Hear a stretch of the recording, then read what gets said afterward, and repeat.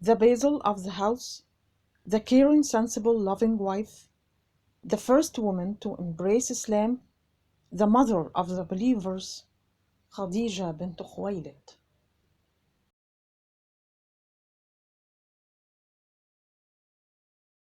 Abu Talib smiled at them, and his face was happy, then said, "Perhaps you have agreed to what Muhammad has decided, for I have been informed that he has chosen to leave you gracefully, not to confront anyone for what they do, and to forgive those who wronged him. Does not this please you?" They looked at each other in disapproval. Then one of them shouted in anger, "What are you saying, Abu Talib? He is threatening us with hell and painful torment. I will recite to you what has reached you about Muhammad, his Quran, and his new behavior. Listen, Abu Talib, to what his Quran says about that beautiful abandonment, and be patient over what they say, and avoid them with gracious avoidance, and leave me with the matter of the deniers, those of ease in life, and allow them respite a little. Indeed, with us for them are shackles and burning fire, and food that chokes, and a painful punishment.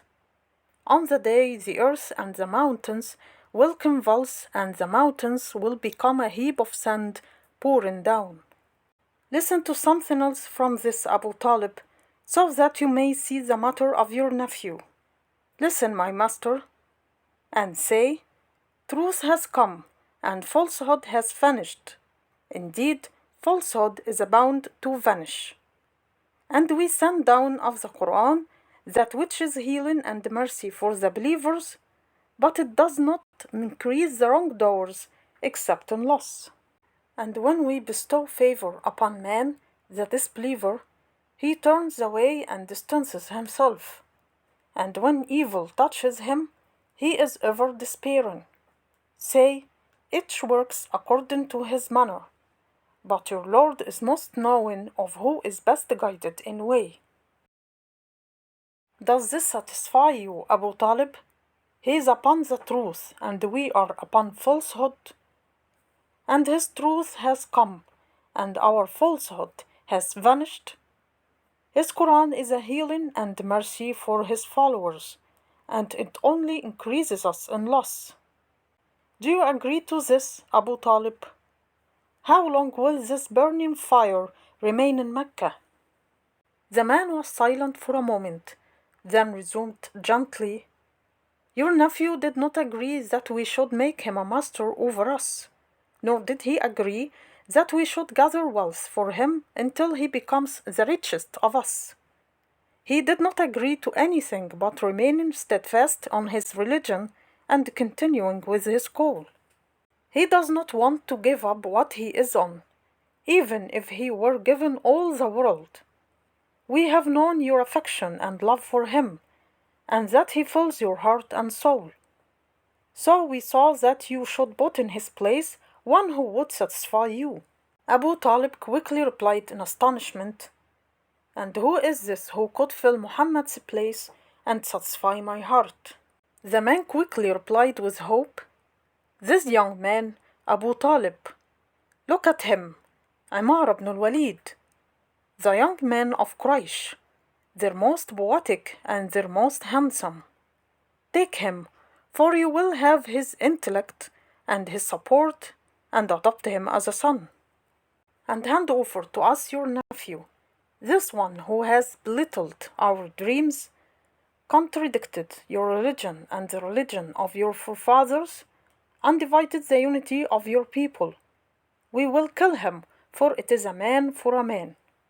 Abu Talib sat up straight and shouted angrily, By Allah, what a terrible thing you are asking me for. You give me your son to feed him for you, and I give you my son to kill him? Don't you see this as something strange that no mind or heart would approve of? Do you see that you are now speaking of what could be? Do you see that you are now speaking with the tongues and hearts of humans, not with the fangs and the claws of wild beasts? Who is it that would make such a judgment and accept it? Then his voice rose with strength. Do you think I am like my brother Abdul Uzza, that did not uphold the kinship of his nephew, nor his neighborhood? I am not like him, for he acts today without a heart. The devil has covered his sight and blinded his heart, so he knows nothing but money and achieving great wealth and wide influence. He crushes every bond for the sake of worldly gain, and whoever is dominated by money forgets truth and justice, and money kills all kindness in his heart. So do not put me in his camp, and do not place me beside him, for I will not abandon Muhammad, and I will not leave him to you. Then his voice became louder, saying in anger, What do you want after what has happened? You harmed him and Khadijah with the harshest you could. You tried to imitate his Quran, but you were unable to bring a surah like it. You sat down telling stories to distract people from his Quran, but people mocked you and your stories. You besieged us in the mountain pass, but Allah crushed your plot, humiliated your devils, and broke this sinful siege. You tortured Muhammad's companions in a way we have never heard of, but the torture only increased their steadfastness in their faith and their love for Muhammad, his religion, and his Quran. So what do you want after all that? Muhammad is successful, and I will not hand him over to you as long as a breath lingers in my chest. This is the last I have to say, so do as you please.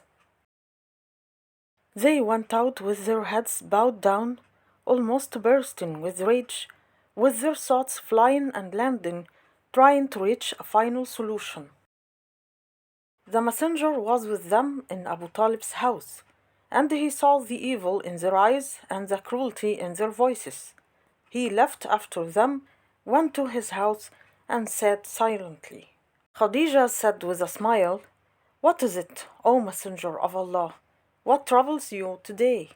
He said with deep emotion, Abu Talib, O Khadijah, Abu Talib is approaching death, and the disbelievers are watching for his passing, so that they may pour upon us all the harm they can. This is what troubles me today, O Khadijah. She looked at him with her radiant face, then said with a gentle smile, They will never reach, O Messenger of Allah, what they desire. Indeed, Allah is with us, and falsehood will never triumph over the truth. And if Abu Talib responds to the call of Allah, then surely the Lord of Abu Talib is stronger than him and them. The messenger's lips parted with joy, and his worry faded.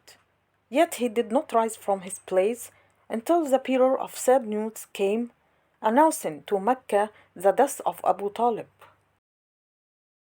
The face of the messenger changed, sorrow was visible in his features, and he felt that a great pillar of his protection had collapsed.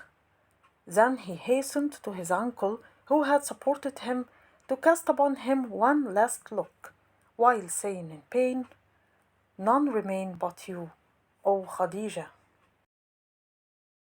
He prayed that Allah would bless her life and grant her more years. Then he left the mourning of his uncle, noticing how Quraysh bared their fangs in malice, their faces foretelling the schemes in their hearts, and their expressions showed a clear sense of gloating, as if saying, Your protector Abu Talib is gone, Muhammad. Only Khadijah is left. Soon we will bring down this second pillar, and he will fall into our hands like a bird trapped in a snare. And just as he expected, it was not long after Abu Talib's death that the signs of hostility appeared. The battle intensified, and Muhammad found himself in the midst of it all, while Khadijah stood by his side, supporting him, comforting him, and protecting him from the harm of his people.